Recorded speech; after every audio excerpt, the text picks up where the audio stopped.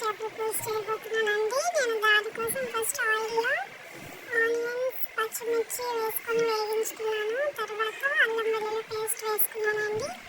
అది కూడా కాస్తంత వేగాక టొమాటోని ప్యూరీ చేసుకొని వేసుకున్నాను.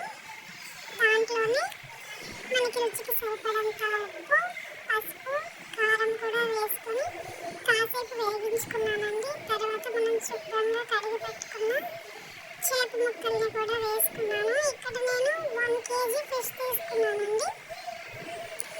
1 kg ఫిష్ తీసుకొని నేను చేపల పులుసు చేస్తున్నాను. ఫిష్ అంతా వేసాక బాగా కలుపుకోవాలండి.